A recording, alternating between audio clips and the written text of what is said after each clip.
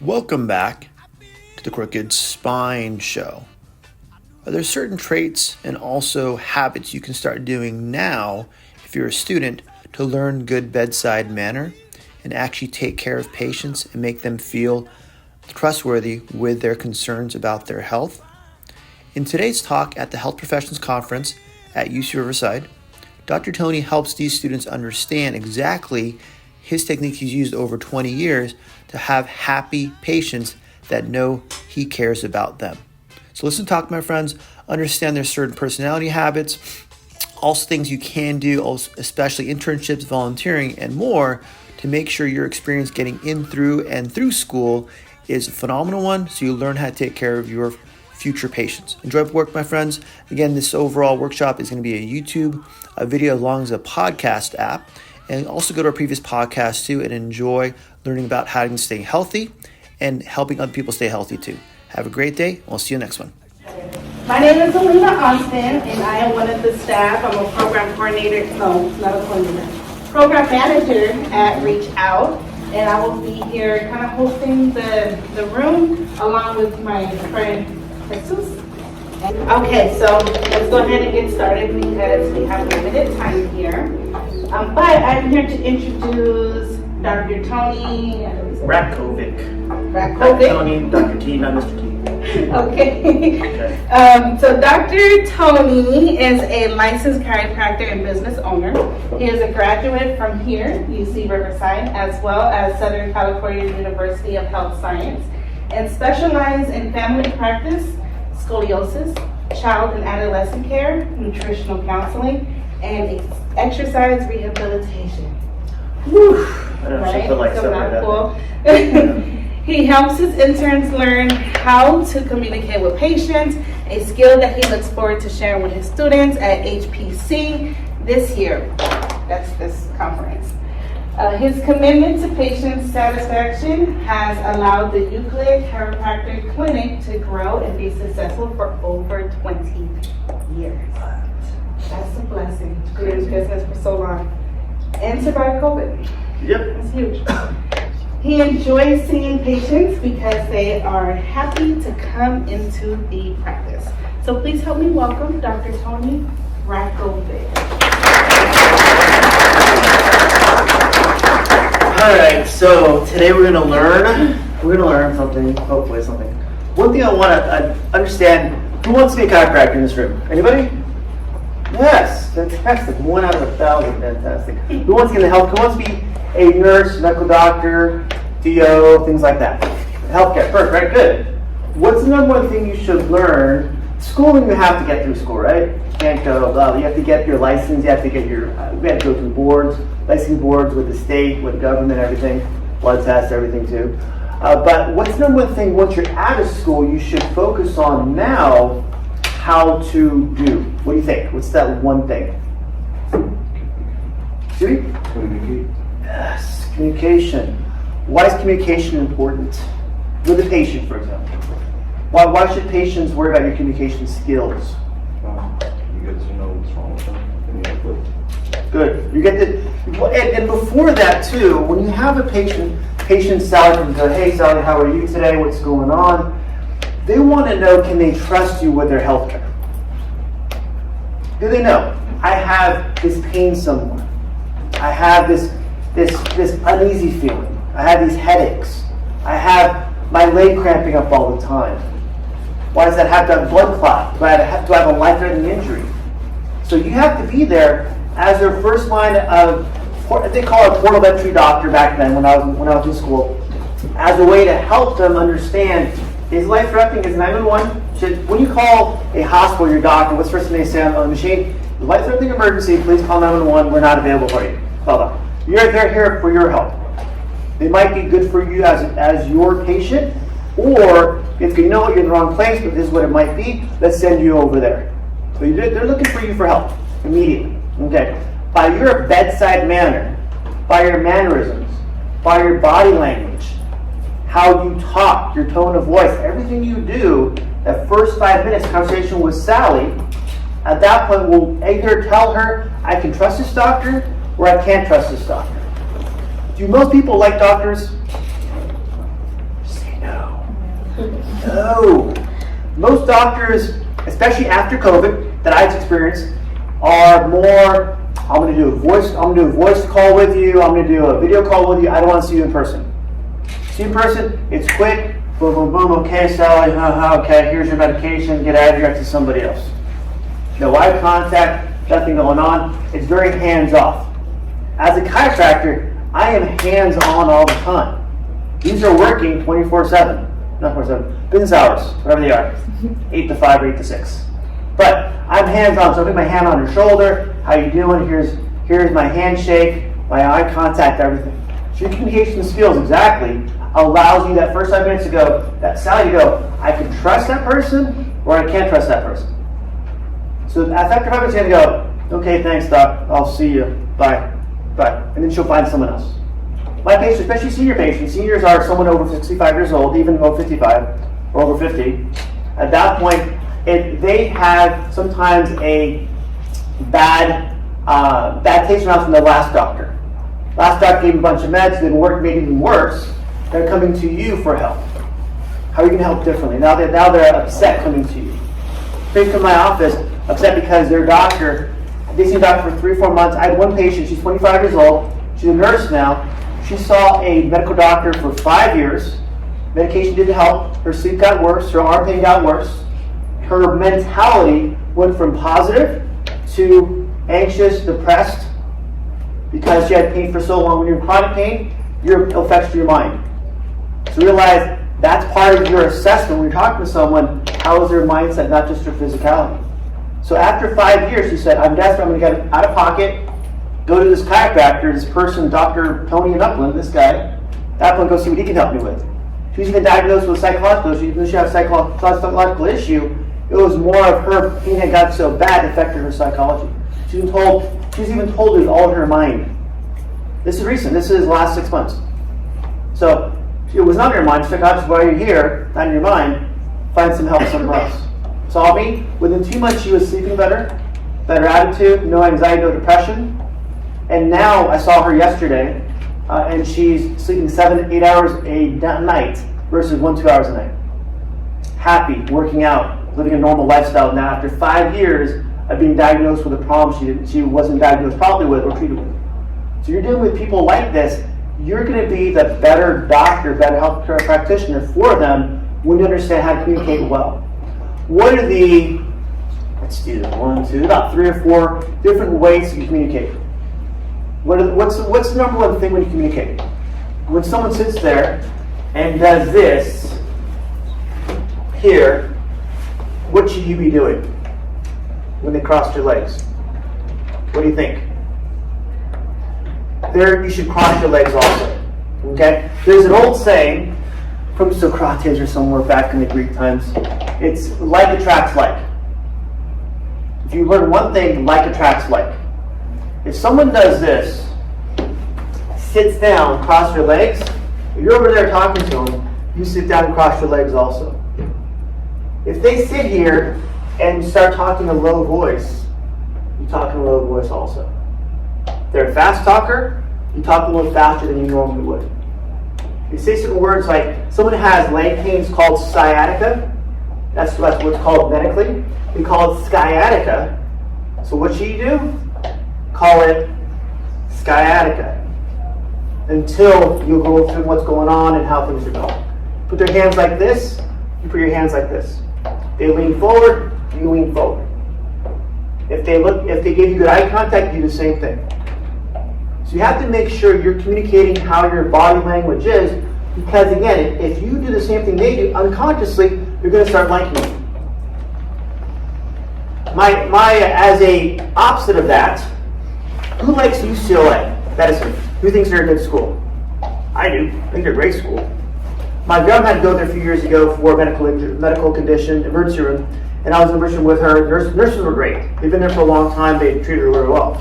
The resident doctor comes in, resident UCLA student, doctor, 3rd, 4th year, whatever it is, and they're sitting there for the first 5 minutes telling my grandma who's in pain about all their degrees, how good of a resident they are, their classroom, I'm like, no one cares about you. You're here about the patient, my grandma. So you have to realize it's not about you in the room, it's about them.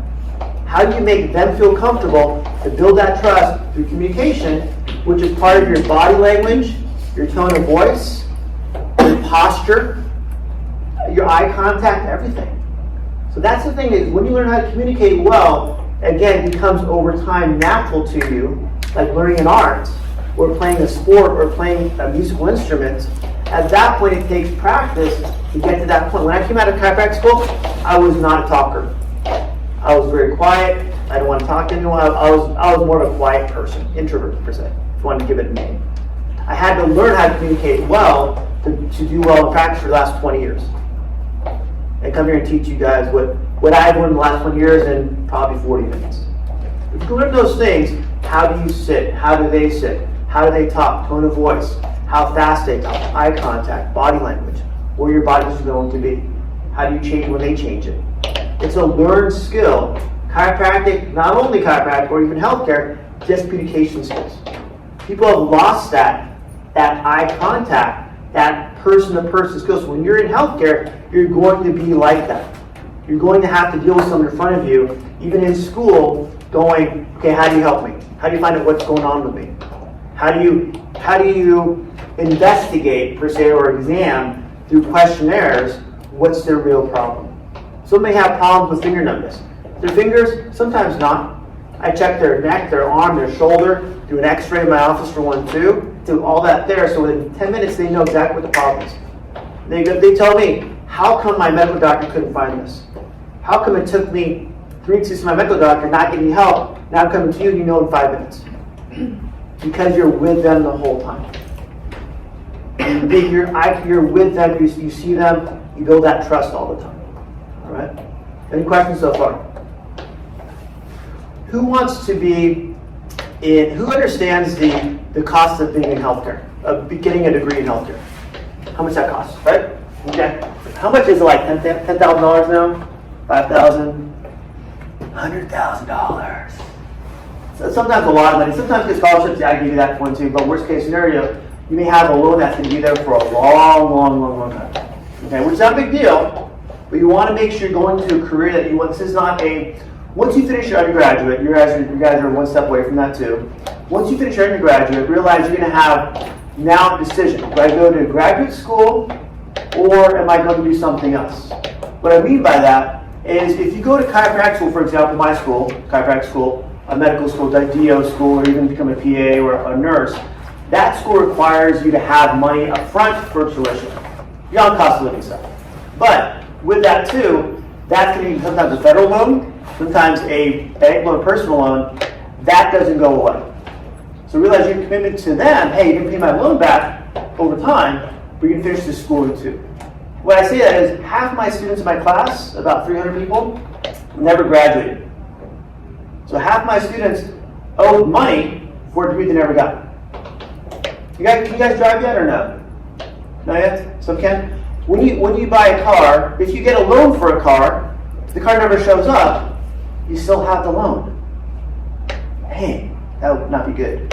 So you want to make sure if you're going to commit to a degree, can you get yourself lined up for that degree even before you graduate? Meaning that when I went to chiropractic school, after my first semester, I left that 10 semester program. I learned if I'm going to come out of school, where am I going to work? What's the plan? How am I going to get a job afterwards? No one really thinks about that. Because as a chiropractor, you don't get into a residency program. You don't go, hey, come work for us. Hey, come do this for us. Go into for this. So you want to make sure you're almost getting yourself ready as you get into the next phase of your career, whatever that might be, get things better. So in that sense of, if you're going to go to a healthcare practice, especially something that's more, especially like a nurse, a medical doctor, a chiropractor, or whatever you want to do, how do you now, even as a student in high school, get to intern and volunteer? Is that important? Why? Why would that be important? It helps you learn quicker. You learn faster. You get to see what it is behind the scenes. It's like going to seeing a movie, right? If you go to behind the scenes, like, oh, this is how it's really made. You know, what's going on behind the scenes. You get to see that relationship between the doctor and patient. You get to learn that. You get to shadow. The doctor will give you, hey, watch this video. Hey, did you hear that from the patient said? You learn on site. Right now, all stuff you're going to learn is book knowledge in your school, right? Yeah, fun times. Not really. Sometimes like, to get through this class. But to get through that class gets you the next degree. Get you that class is the weeding process. To get through that class, then this will be easier for you over here. School's never fun. You know, whenever I talk to my classmates, like, oh yeah, school's so rough. Practice is fun. Getting your degree is fun. Practicing orientation is fun. But getting through school is never fun. It's part of the process to get your license. To know that the state knows you're safe, you're confident enough, you know enough information to actually help people. You know, like oh, I have leg pain. We'll just cut the leg off. No, that's malpractice. Could get sued for that without doing our proper diagnosis stuff.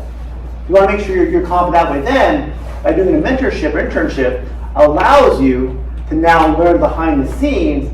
Oh, I want to get into this. Wow, that's really cool. Or I'm not really into that. That's not my thing. But then you rule it out too. You want to make sure you understand. A lot of it is you're going to try things out that may not be 100% what you want to do. You know, it's nothing where you have to go down this route. No, but by at least trying it, you know, okay, it's good for me or it's not good for me. You know, some people go to school. That's what I'm about to go back to school too. They come out with $100,000 in student loans, and they decide, how do I feel? I can't try to check for $100,000. It's a lot of money. So I want to make sure I'm going in for the right reason. I volunteered in an office that does that already. That does very well. I know that's what I want. How do you want to be a veterinarian, work with animals? Anybody? My stepdaughter did. She's phenomenal on that stuff too. She loved it. Let me do this real quick. Cancel. Good. So my stepdaughter wanted to be a vet, right? She was all into it. We felt a lot of Pomona. She didn't realize part of being a vet, you have to put animals down. Wouldn't that suck? Take certain psychology and go, ugh. And also like, I'm not good at that. But she had to figure it out going and volunteering.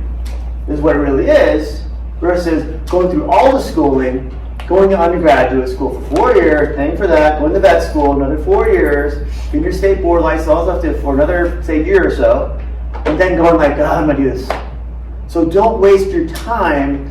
Make sure you spend at least enough time in the field you want to do, just volunteering, even if it's just taking the trash out, hanging out with patients, whatever it is too, just sitting there. So that when you understand what you want to do. Does that make sense? Yes. At that point, you're not going to go, I loved it on TV.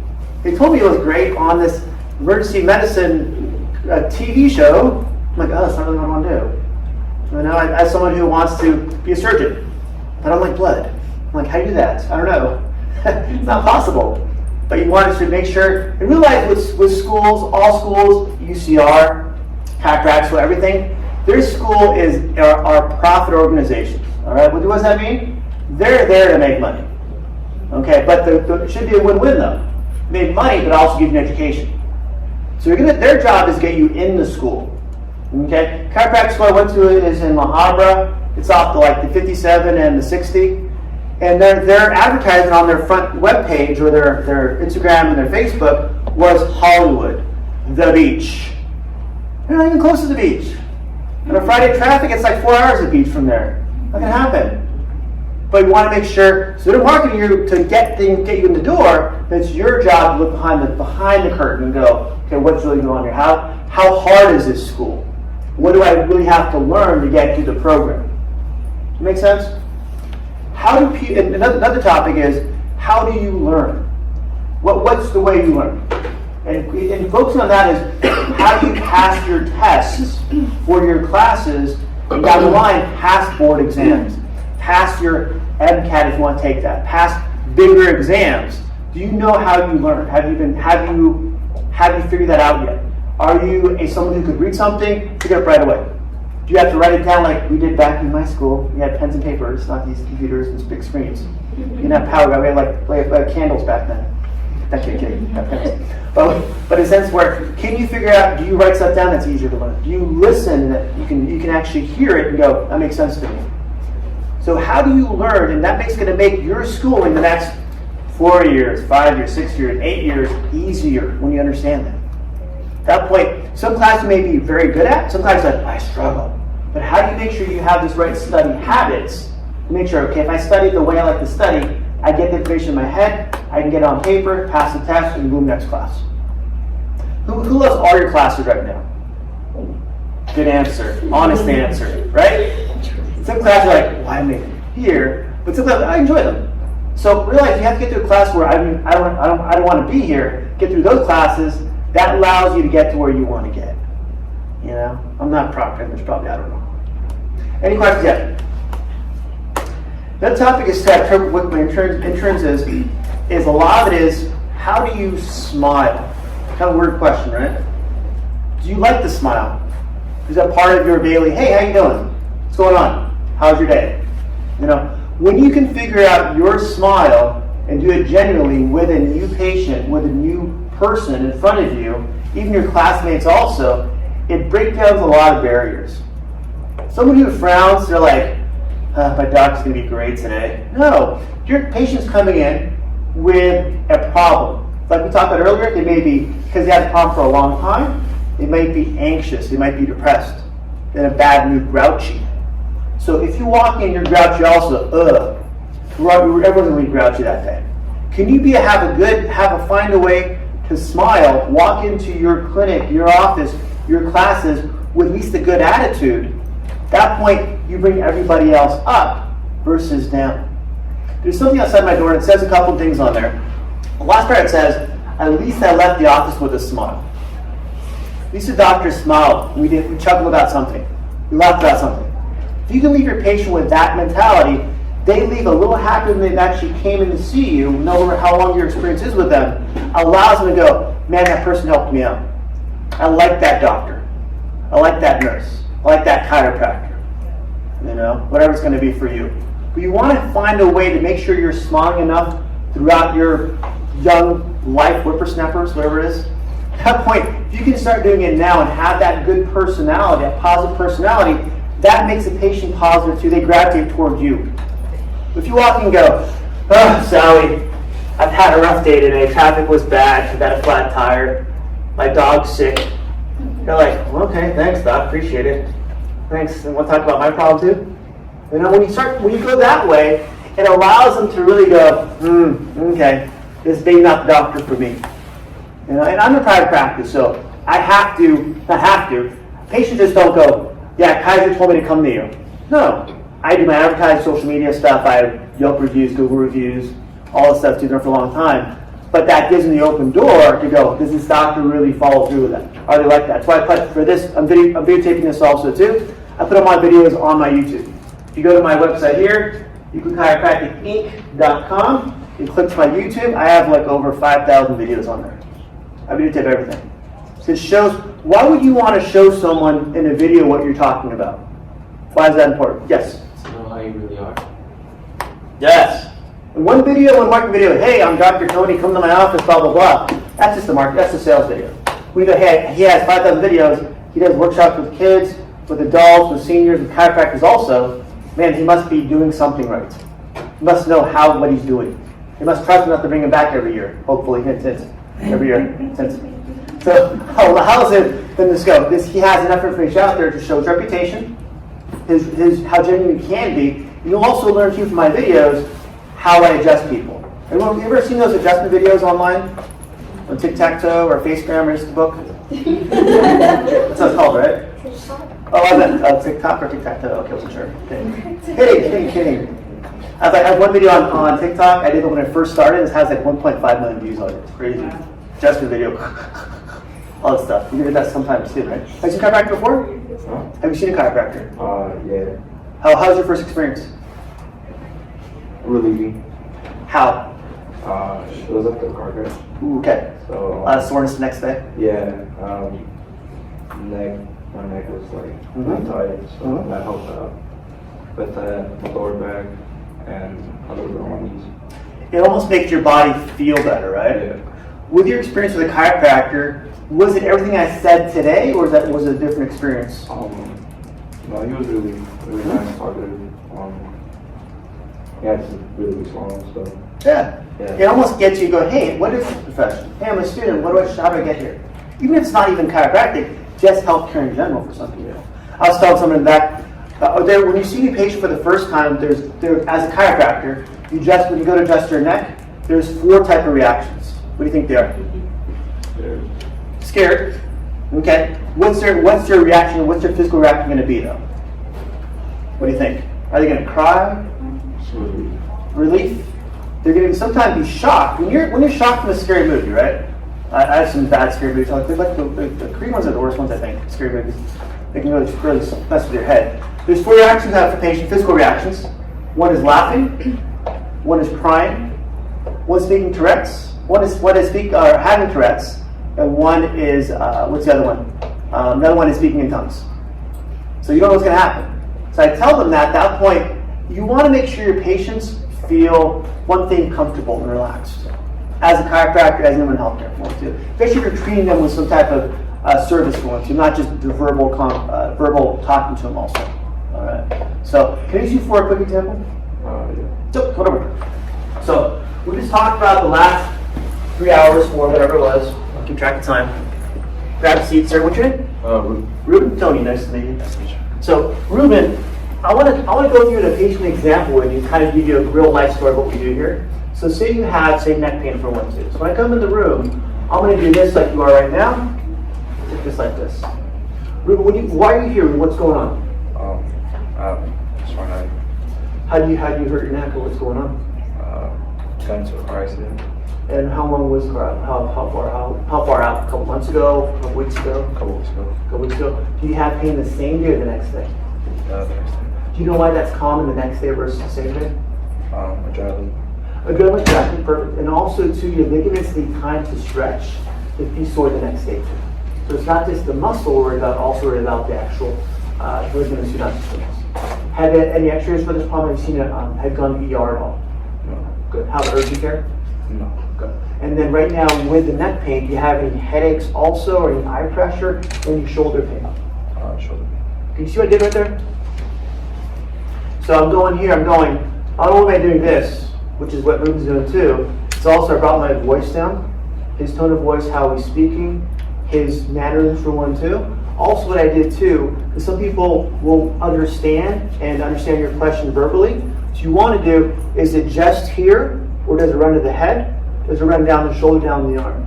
A lot of this too was more emphasized during COVID, because we had to do what when you're in a healthcare office in COVID? You had to wear what? A mask. So they can't read your lips. So you have to almost verbalize with your body language what's going on. So, and when you had that too, Ruben, did any of it cause you to have problems sleeping?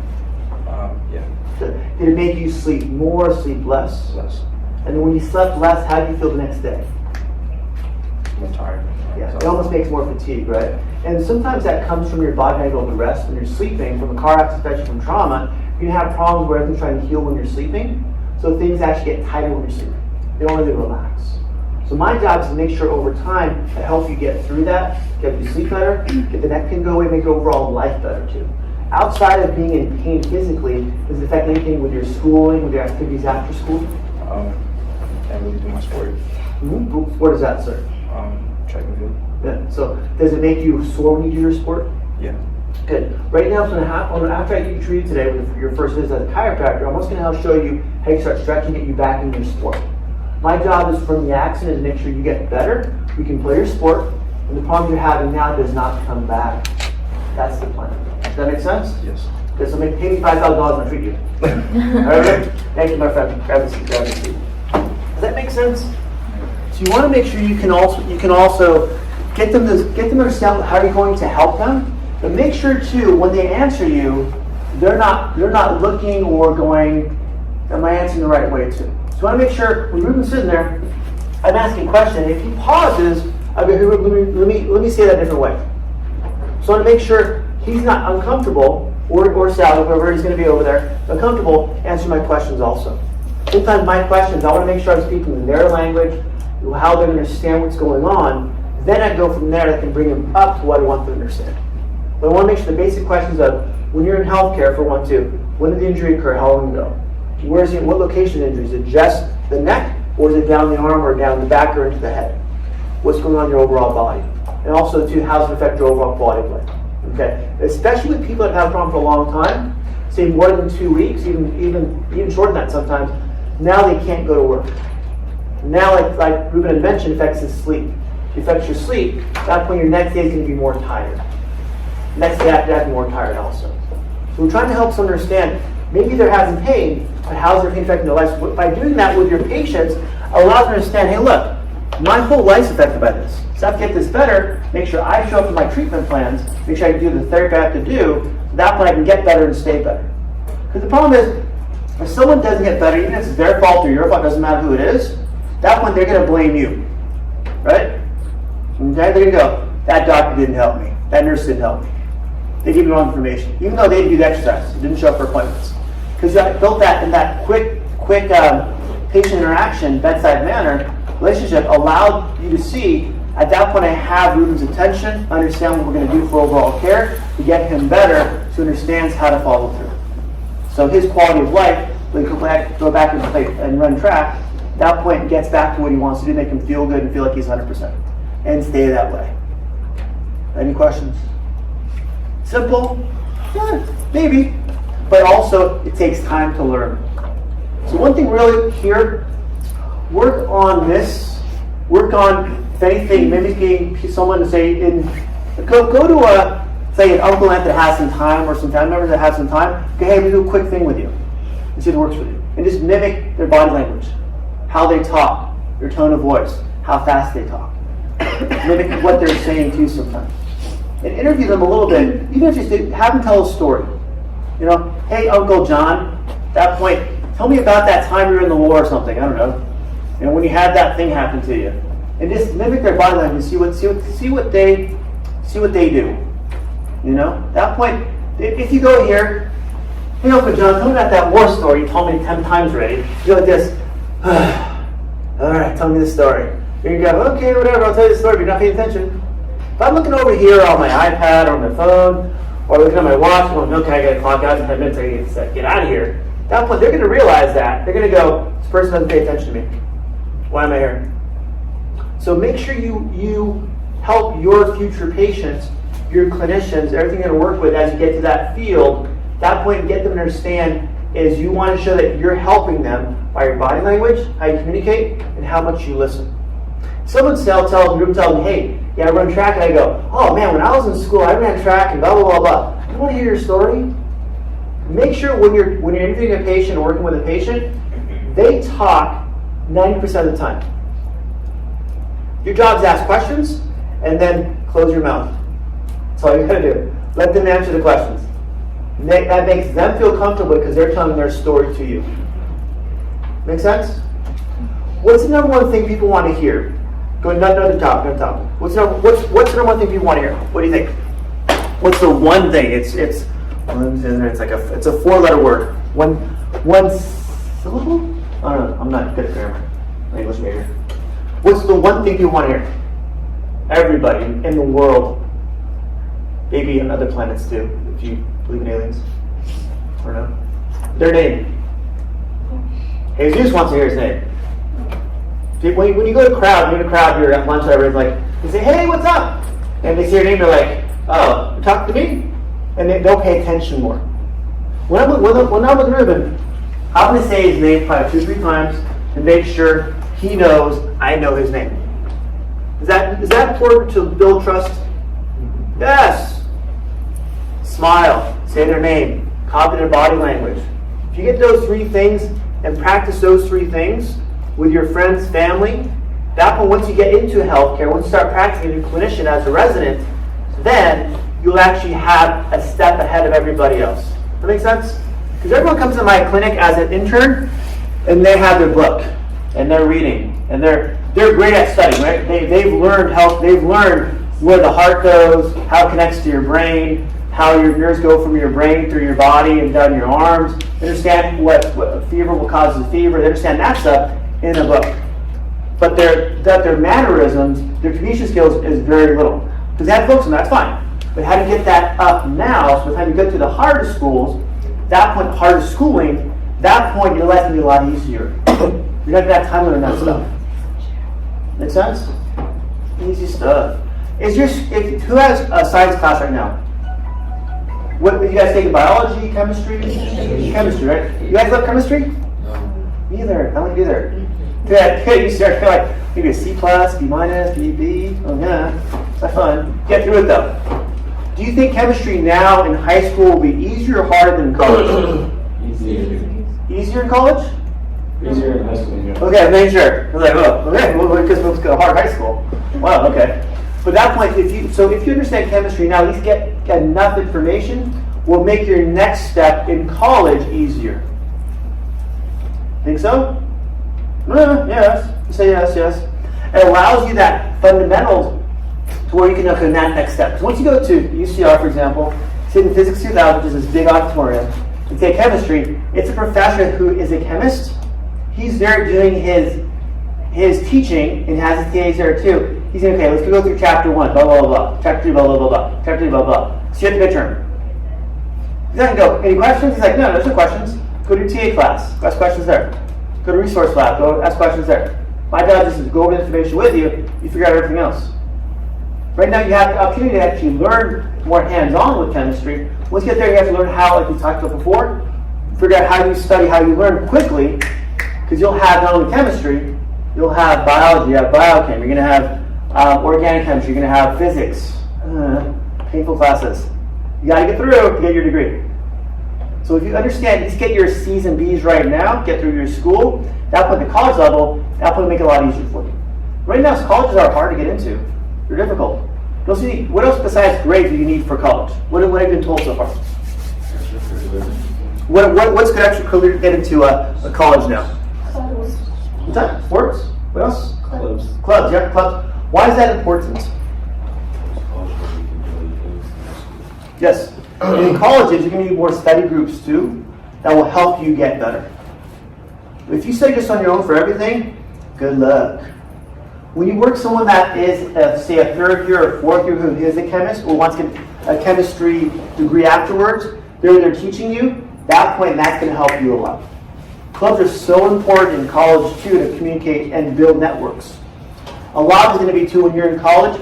You're going to have friends that you're going to have probably for life, maybe, that can help you get through your life. I've had friends who had gotten six-figure jobs just by having good friends. But you have to realize that's part of being in school too, all schools. I have friends I still know from college, from chiropractic school, that we've worked together with on different patients, even different projects also, still. And I'm 90 years old, you know?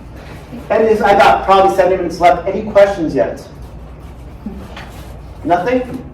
What was the number one thing people want to hear? Good. What's the thing you should work on? Communication skills. Also, which is part of what? Body language? Smiling. And what else? Eye contact. What else? Yes. How about their tone of voice too, right? A lot of when you learn those things outside of your schooling now, you're going to be so far ahead of other people.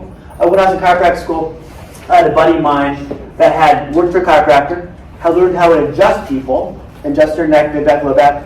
So after school, we'd go to his house and practice on his friends. So my classmates would go right to the library, study for the chemistry class, bio class, physiology class, whatever it was to. We went and wanted to learn the trade, the art, to make sure by the time we came out of school, our art was good enough to start practicing.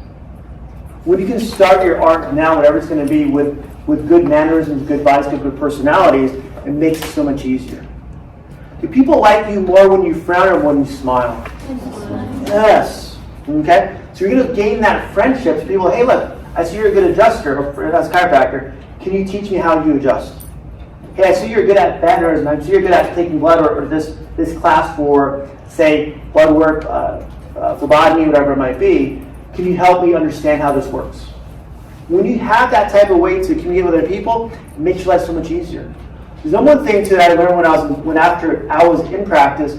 You never want to reinvent the wheel. What does that mean? What do you think? You don't want to reinvent the wheel. Go ahead. Try to do something already done. Yes. I was working with a chiropractor a couple days ago. He was going to look at the private practice by himself. A great guy. He goes, I was going to look at my website. At that point, I want to work on this. I was going to fill all myself up, and I'll do my exam paper. I'm going to make it all myself. He goes, what am I doing? I can go to this office, go to school, and get it from there. So you don't want to do extra work. If someone's done it right, copy the way you want to do it. Copy the way they've kind of done it too. When I first had a website, websites came back like in 2010 or 2012 it was. I was like, what are good websites in big cities like LA, New York, Orange County? Go online, figure out what they're doing. Just copy it on my website. My own words, my own pictures, all that stuff too, but their formats. Things work and things work everywhere. So realize you don't have to invent anything. Just figure out who's doing it the better way, study the better way. At that point, follow their lead. You know, don't try to be the person that invents the wheel. You know, no, it's already invented. Just do it yourself. Questions? One thing too I've learned in practice, and I wish I knew before too, is make sure you have a strategy to get, like we talked about for internships and those things, realize someone you work with eventually might not be the person you want to end up with. Don't get stuck in a corner in the sense where when I looked at different chiropractors in my area, I looked at probably 10 different chiropractors, and about 3 called me back and go, yeah, come and intern, come and volunteer.